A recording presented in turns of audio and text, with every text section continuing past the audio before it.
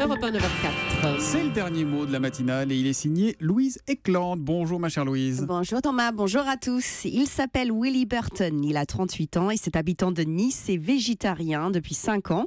Rien d'extraordinaire, c'est la tendance actuelle, sauf qu'au moment de sa conversion, Willie tenait un restaurant de burgers. Alors comment fait-on pour passer de grilleur de steak à défenseur des animaux tout en restant restaurateur? Ça n'a pas été facile pour Willie, dont le père et le grand-père faisaient déjà rôtir dans les auberges familiales les sangliers qu'ils chassaient eux-mêmes dans les bois.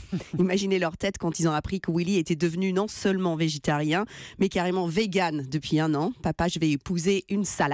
Ça, c'est du coming out. Et alors, ils l'ont bien pris quand même, ça va? Oui, ils sont très ouverts dans la famille, sans doute très fiers de leur progéniture, qui devient cette année le premier maître restaurateur vegan de France. Ce label signifie qu'il ne sert que du fait maison dans son restaurant, le Vegan Gorilla, que des produits frais donc, mais pas de viande, de lait, d'œufs, de fromage ou encore de miel.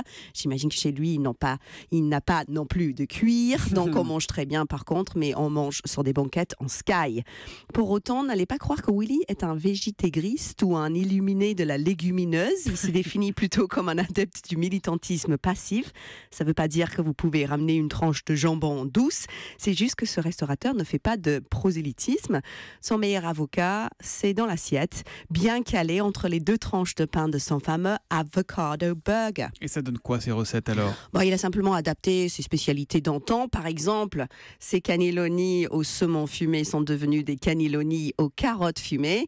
Quant à ses tacos, il les prépare maintenant sans gluten à base de soca, qui est la farine de pois chiche, comme tout le monde ou chacun sait. En tout cas, je salue la créativité de ce chef hors norme qui a réussi à transformer en plat principal ce que ses collègues considèrent comme de l'accompagnement.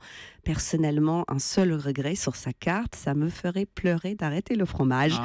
Mais pas le choix. Chez Willie, ce ne sont pas les Anglaises qui pleurent, mais les vaches qui rient. Oh, très jolie chute. Bravo Louise Eklund. Ça pourrait être une phrase pour s'entraîner au théâtre. Ça, la soca, c'est la farine de pois chiche comme chacun sait. Ouais, ça comme chacun sait. La soca, c'est pas facile. Tongue twister. Oui, c'est ça, le tongue twister en anglais. En effet. Merci Julie. Totalement bilingue, Julie. Il y a que le français. Merci beaucoup, ma chère Louise.